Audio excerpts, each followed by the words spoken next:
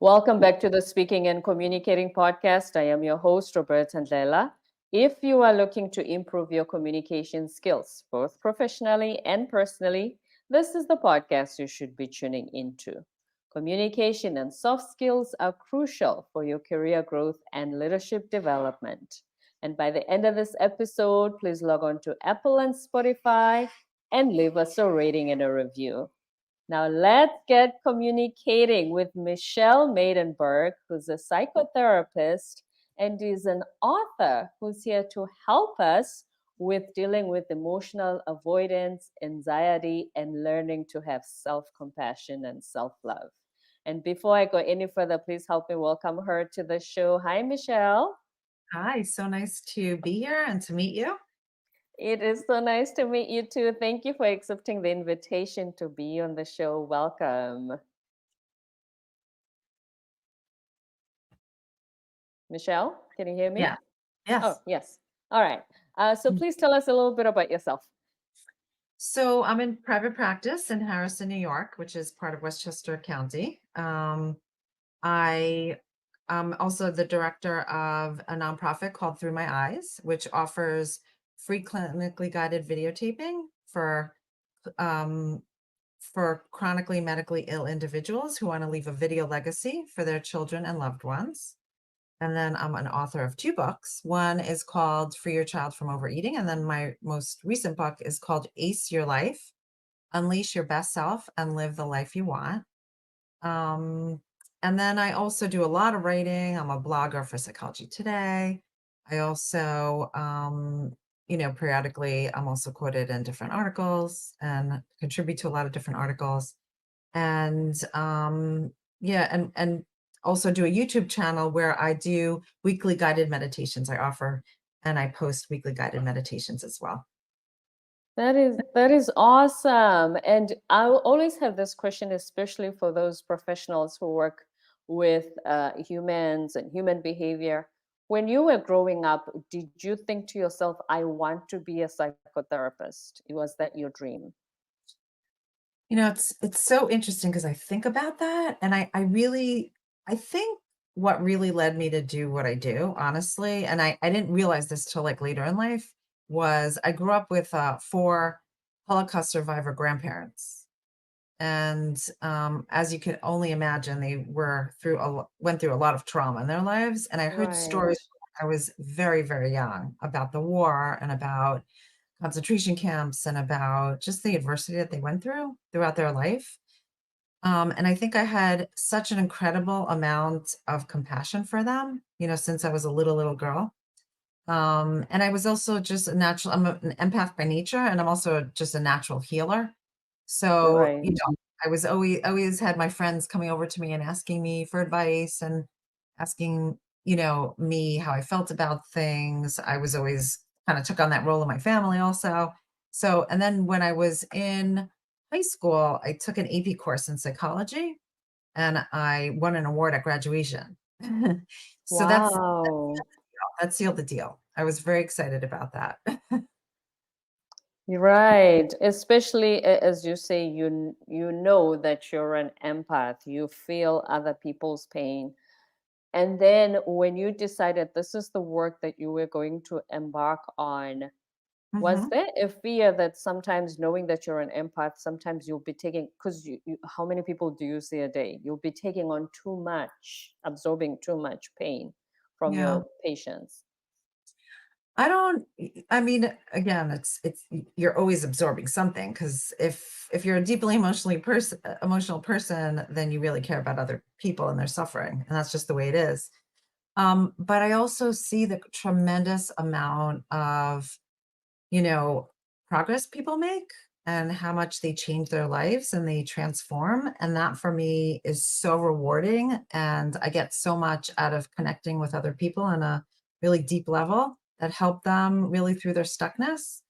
So as much as sometimes, and you know, just this evening I had somebody that I was working with, I went through his history and I'm doing EMDR with him, which is eye movement desensitization reprocessing. And I have to Right. tell you, the tremendous amount of pain that this person experiences and has experienced that I'm helping him with, like you think to yourself, like, is this real? Could somebody really experience, first it was like a lot of bereavement. And I mean, I could go on and on. His story was just like incredible to hear. And then even I was talking to somebody else today. I'm seeing a couple, and I actually am seeing them both individually this week. But after speaking to the male part, I mean, the amount of grief and bereavement that he suffered since he was a child, his father actually died of a massive heart attack in his presence. I mean, his life started out Mm, that way when he was a teenager, and I could go on and on and on. Later on, another family member suicided, and this was a very, very close family member of his. You know, like you wonder how people survive all of this adversity and suffering. It's incredible. mm. And then it begs the question, because I remember growing up, there was this very common phrase of, oh, time heals all wounds. As a psychotherapist, what do you think of that? Yeah. Time heals. Does it? I think we're all different. I think we're all different. And I think we come to the table.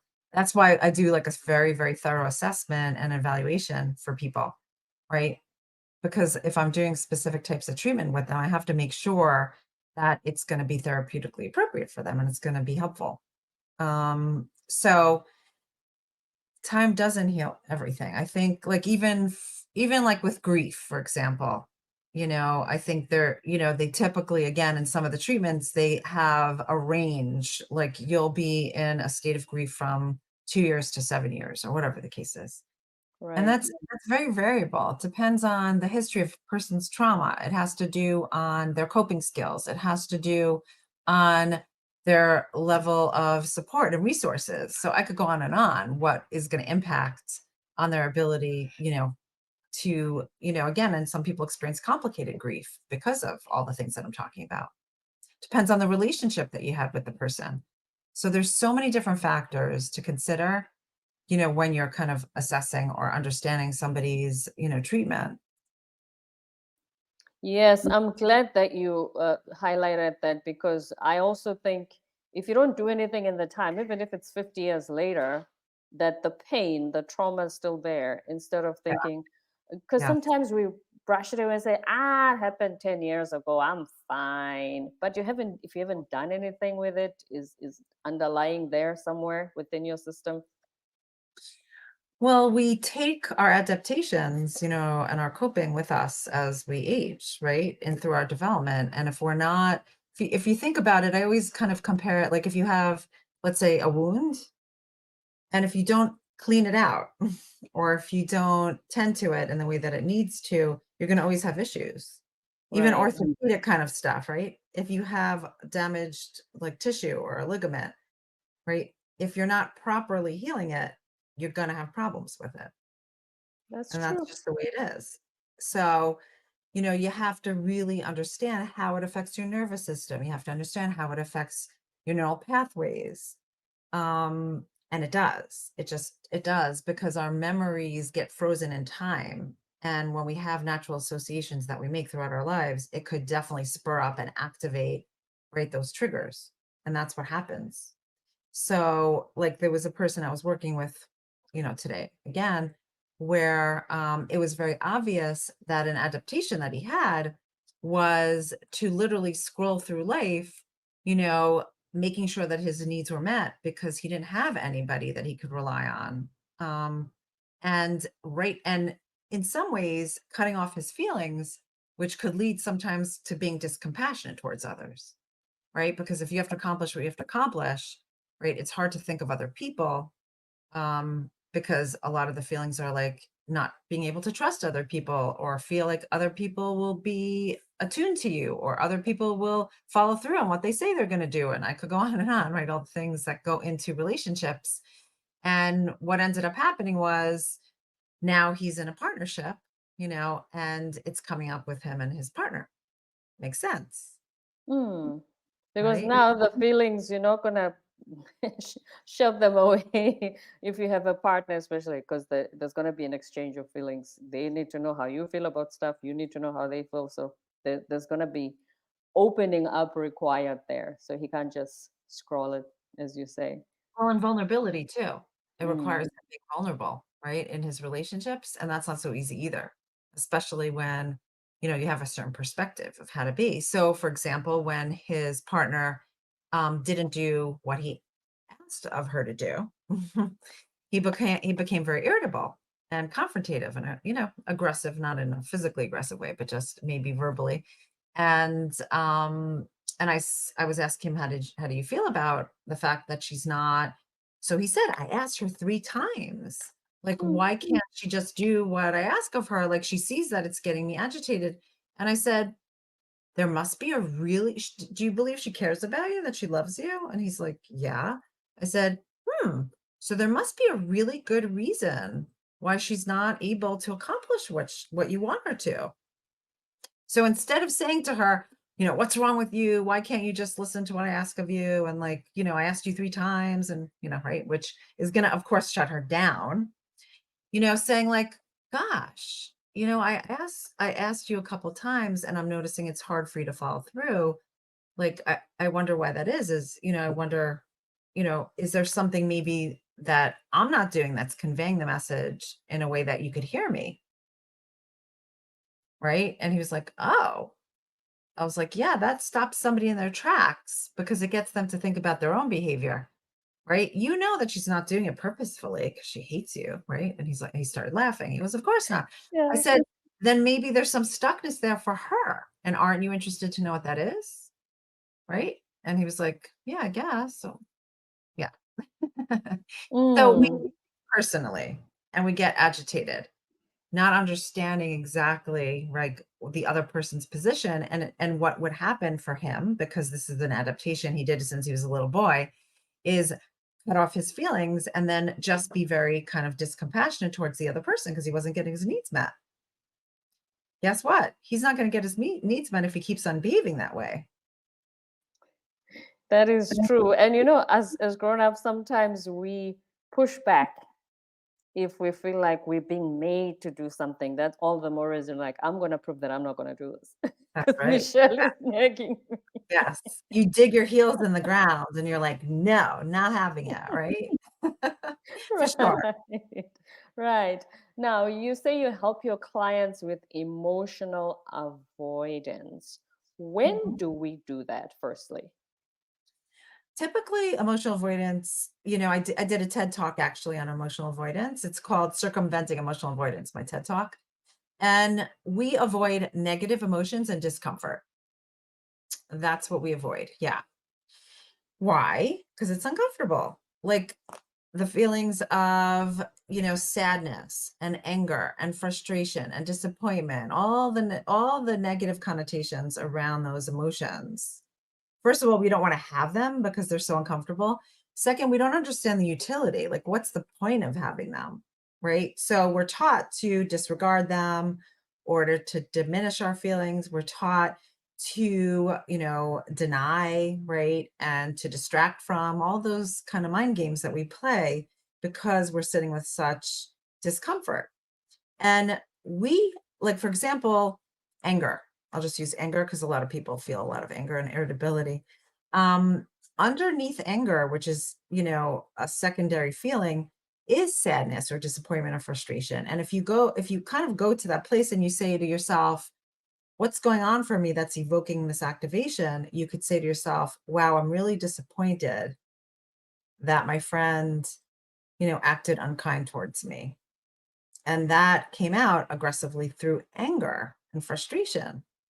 But if you get to the sadness, instead of saying, like, I'm just angry at her, period, right? Because what could you do with that except lash out? You could say, like, like, why does this hurt me so much? What value is it rubbing against for me that's causing me to be incited in this way?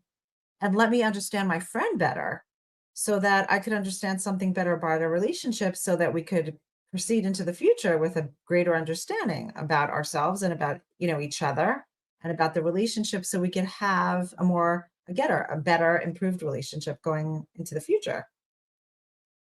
Right. I'm thinking, so this is, you do something that disappoints me as my friend. sometimes, especially when we are hurt, there's a part of us that fears that if we express that, there's some sort of power that we lose or give to the other person. Because Mhm. here's the thing, Michelle. If you disappoint me, if I say, I'm so angry, how could you do that to me, Michelle? Versus, what you did really hurt me, Michelle. The first one, I feel like still have some level of power, and it's almost like I'm scaring you or Mhm. making you frightened so that you're going to act right next time. The Mhm. second one, there's a level of us being that vulnerable, feeling like we're losing some form of power. No? Yeah, it is. I mean, we are disempowering ourselves when we're acting out aggressively, right? It's not an authentic sense of power. Anger is not an authentic sense of power. And I have to tell you, people always trying to convince me that it is. You know, they're like, they say to me, "Oh, I need to act that way or else other people won't respond to me or they won't take me seriously." And I'm like, "Really? Oh, so they're responding to you out of fear, not out of respect for you. Is that how you really want people to respond to you? Because they fear you, not because they respect you?" So you're not being authentic to yourself either, by the way, right? Because you're kind of cajoling somebody, right? Or forcing somebody to pay attention to you. That's not authentic. Like when Mhm. you authentically are able to assert yourself in a productive, helpful way and people are able to respond to you, that's a real sense of empowerment. So you have to think about your integrity. You have to think about like the values around that surround that kind of action that lead you or lead people or your relationships into a direction that you wanted to go, you know? So people that comes from sometimes an insecure place, like people will not respond to me or people won't take me seriously or people, right? If I don't assert myself in an aggressive way. Or we call it boundaries. No? What do Don't you we mean? say, okay, if I make sure that I raise my voice and make sure that you understand how angry this makes me, I'm creating boundaries in the sense that next time you will act right by me. Those are the boundaries. But if I say, what you did really hurt me, how could you know what I mean? Well, Then it seems like I'm being a walkover, so to speak. the boundary comes into play when you assert your needs. So you could start out with saying, my feelings are hurt or, it affected me so and so way. So in the future, if you could please take that into consideration and blank, blank, blank. That's the boundary that you're setting. You're giving direction, to the person on an expectation that you have, a way that you would appreciate them, treating you, let's say, right? Or also just having in mind your feelings. That's setting a boundary. But it doesn't have to come with aggressiveness. Boundaries don't have to come with aggressiveness. I think that's where we misinterpret that because we think back to people will fear you but not respect you. We think the fear is going to create the boundary. It can. I mean, listen, I want my kids to I want my kids to react and respect where I'm coming from so that they're kind of right taking action with that in mind. You know, if typically, and I see this all the time, like kids who just do it out of fear, um, it loses the nuance of the relationship, the connection in the relationship. You can't like love and, feel so connected to somebody if you're petrified of them. It doesn't go hand Mm. in hand. You have to have, a level of respect for them in order to have that connected relationship.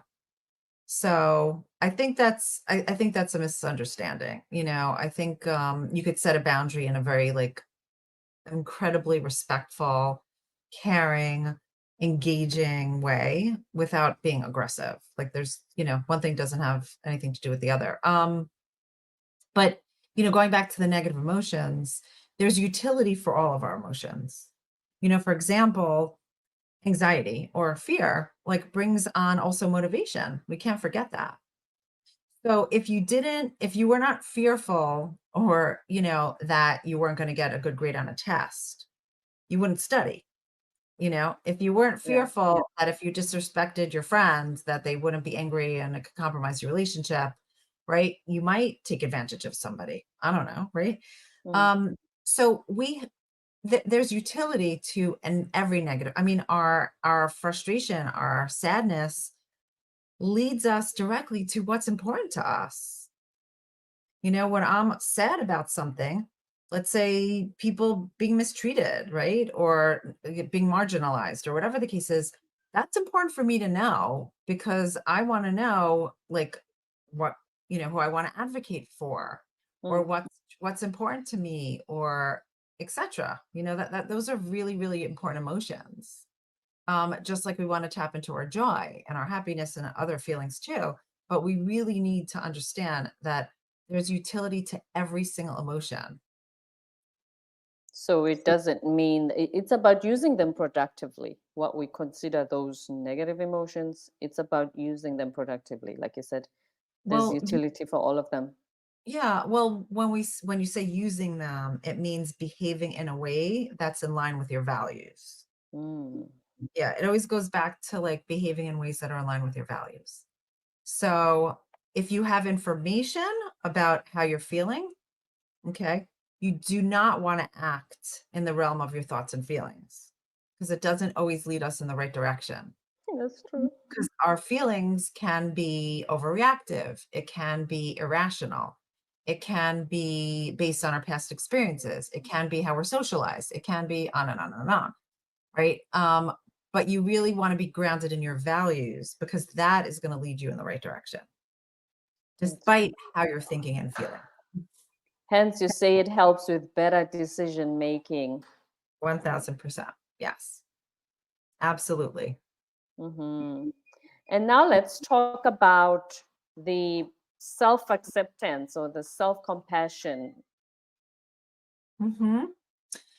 So people get fearful that if you're self-compassionate or you have self-acceptance, that you're going to live a life of mediocrity. You're going to just be accepting of anything. And that is not the case at all. Because if you're accepting of yourself, you could actually work within the realm of who you are and, how you function to improve yourself. Okay? Self-compassion and self-love were never taught. We're not taught how to be self-compassionate and how to assert self-love. Mm. We're taught it's the opposite. We're taught how to be actually pretty hard on ourselves, and They call it self improvement because I think that that's the two sides of the coin we struggle with. One moment we're told, as we were saying earlier, that the emotions we ignore them and stay positive and whatnot. Then also we struggle to have compassion for those parts of us that seem undesirable because just focus on improving and being better. Mhm. Well, all parts of us are wonderful. So let me just say that. All parts are wonderful. There are some parts that are underdeveloped. Okay? That's all it is. It's underdeveloped. And there's good reason for that. Okay? Whether it's because of going through something in life or whatever the case is. It's sort of like to think about it. This is in my book, but it's like a piece of what's the I can't think of what it's called right now. That's okay. It's like a slate of marble. It's like a slate of marble. Okay. If you look at the marble, it could be very beautiful because it could have these beautiful colors and etc. But when you look at it in its essence, it's just a slab of marble, right? But Right. then if you like create a sculpture out of this beautiful slab of marble, you can have this beautiful artsy creation out of this slab of marble. Okay. That doesn't mean that the marble in and of itself has less value or is less beautiful than the creation of what you created. And it's there. It's always been there. It just needs to be cultivated. Same thing with us. We have everything within us that is beautiful and wonderful. Sometimes there's a smokescreen because of, being protective. Sometimes, we haven't been taught it. There's many, many reasons why we don't tap into our best self. you know and if you do like there's shadow work, which is very popular right now, but it's Yeah. kind of tapping into your golden shadow, into the best parts of yourself, right? So I know that I find myself to be an extremely thoughtful, kind person. And I really bide, myself on that. And I try to take actions on behalf of that, of course.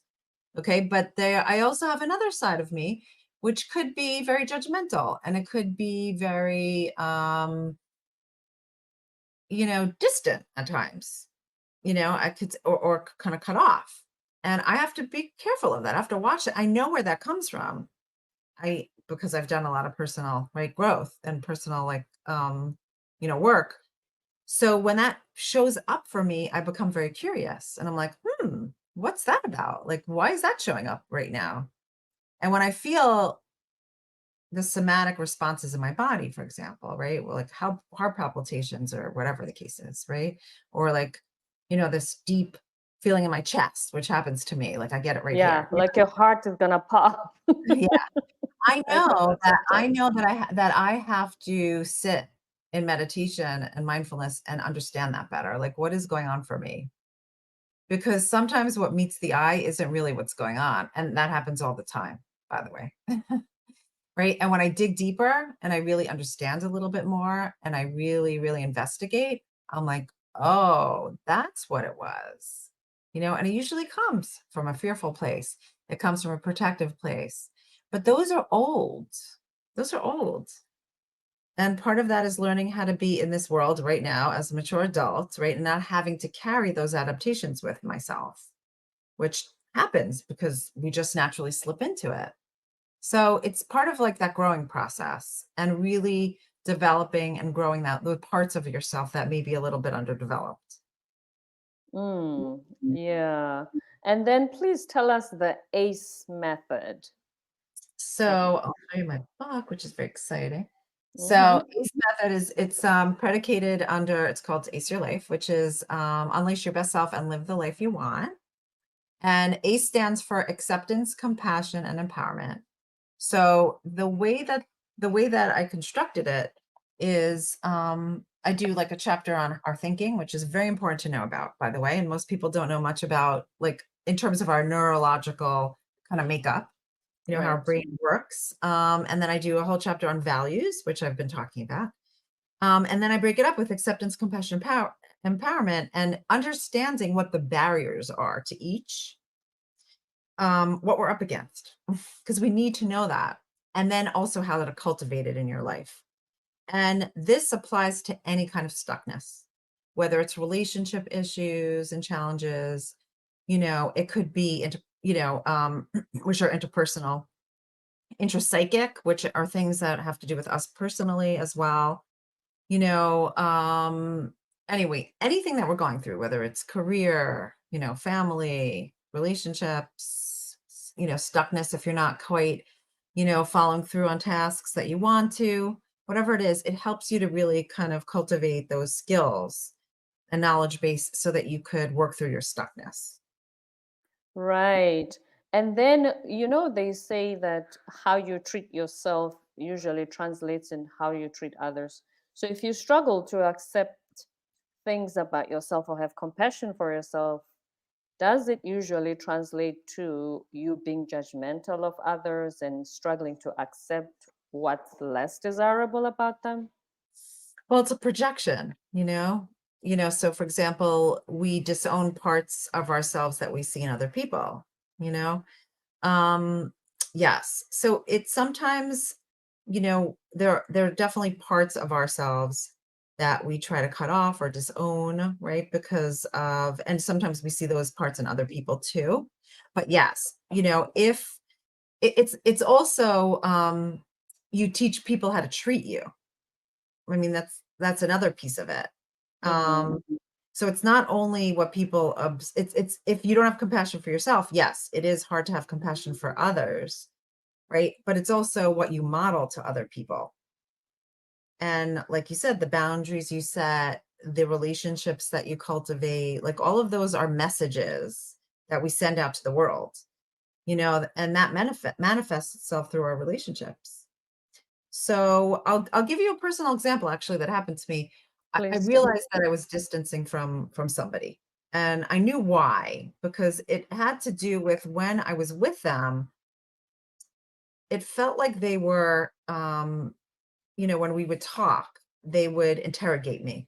They would ask me question after question after question, and it was very personal, evasive questions that felt a little uncomfortable for me.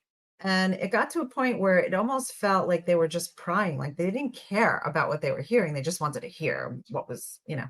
So I really distanced myself.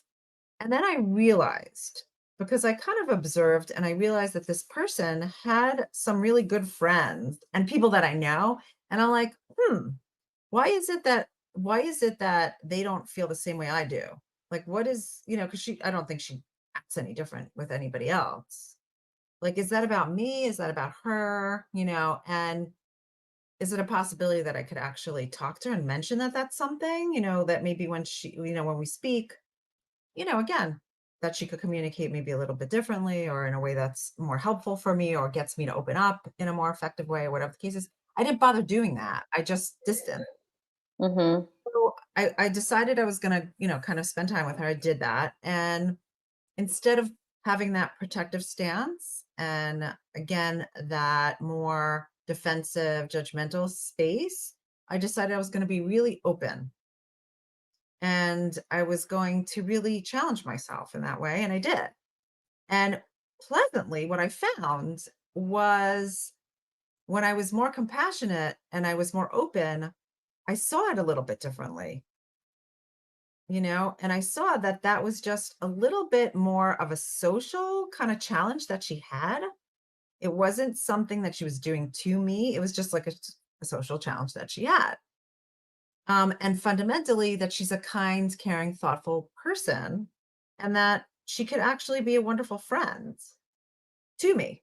So I actually texted her, afterwards, and I said to her, I said, I just want to let you know, I realize that over the past couple of months, I've distanced and I've just kind of been in my own little world. And I want to say that I really want to make it more of an effort to connect with you going forward. Uh, Yeah, so you saw her through the eyes of compassion and not that she's attacking you. She's just being yeah, me. she's Yeah. been herself. And that's maybe something that she struggles with, and I actually had compassion for that underdeveloped part. And she actually responded to me and she said to me, thank you so much. And I really appreciate what you said. She Wow. yeah, she actually responded in such a favorable way, and those kind of things happen all the time when I catch myself. I'm like, what's that about?" And it's helpful to understand myself so that I'm not necessarily spilling over, to other people, because I don't want to. That's not the thoughtful, kind, caring person I want to be. That's not my best self. Note your values for sure. Yeah. Michelle, all of us struggle with one thing or another in accepting the parts that we think we're not really proud of. What can you suggest as a strategy to increase more self acceptance and more self compassion? I think we have to practice self-compassion exercises. I mean, one of the things that I do in the book is at the end of each chapter, is I have exercises, how to cultivate, and then I also end each chapter with a guided meditation around that specific topic. It's kind of recorded, with a scan, code that you scan. Um, part of self-compassion is doing self-compassion exercises.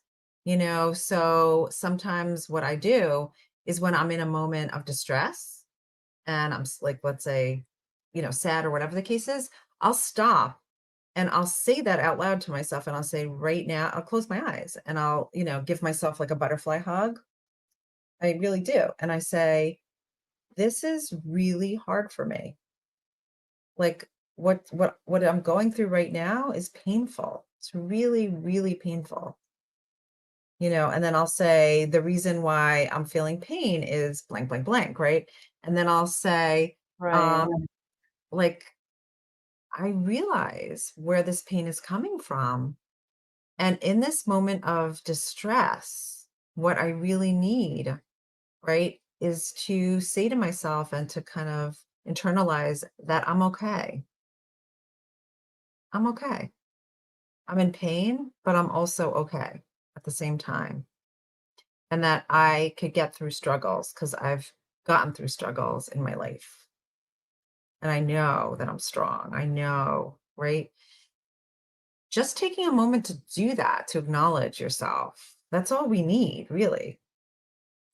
We The can't, things that a best friend will say to you if you were in that situation and they were in they talking to you, trying to comfort you. Those are the words they will use.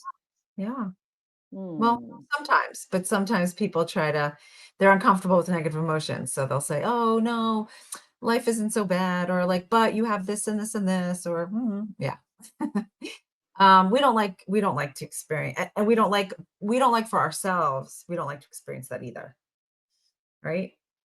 But I know when I'm sad, there's something to learn about my sadness. There's something to appreciate about my sadness because it makes me appreciate what makes me sad and why I'm sad and what that means about me as a person. And that's something to be proud of, not something to disdain. It sort of increases your level of self-awareness. Mhm. Like you said, those conversations you have with yourself. Any last words of wisdom? Just that we have just such a one short life. I can't say that enough. I mean, I unfortunately have the experience of meeting with so many people and seeing such pain and atrocity, and you know, life is fleeting. It's so short that we have this one chance, to cultivate like self-love, to cultivate positive relationships, to be doing the things we want to do, and to really take that seriously. You don't want to live a life of regret and guilt and pain, that's related to you not accomplishing what you wanted to in your life. Right? Life's too short for that. Yeah, it would be such a waste indeed. Words of wisdom from Michelle Maidenberg, the psychotherapist and author who helps her clients with emotional avoidance anxiety as well. Thank you so much, Michelle, for being on You're our welcome, show today. Roberta. This So has been very nice insightful. Uh, Hello, Michelle. Are you yeah, still there? yeah. Still Yes. here. Yes. Yes. Thank you for being here. Oh, thank you. Okay. So, just Awesome. of course, if Before you could you let me, go, yes. go ahead. No, I was just going to say, just to let me know when it'll be posted, and I'll be happy to share it on all my social media, of course. Excellent stuff. We love that. But before you go, we also want to know how we can reach you online. Yes. So you can reach me by my website is the best place. It's my full name, michellemaidenberg.com, which the name is written up there, which is good. But it's Maidenberg,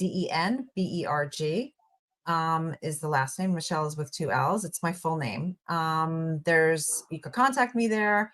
Again, my blogs from Psychology Today is all up there. I have hundreds of articles that I've written on all different types of topics. I have tons of podcasts. I have my YouTube channel for my guided meditations. There's a lot of information on my website. So I encourage you to visit it at any time. Excellent. We'll be sure to reach out. Thank you, Michelle. Thank Don't you. forget to subscribe, leave a rating and a review on Apple and Spotify, and stay tuned for more episodes to come.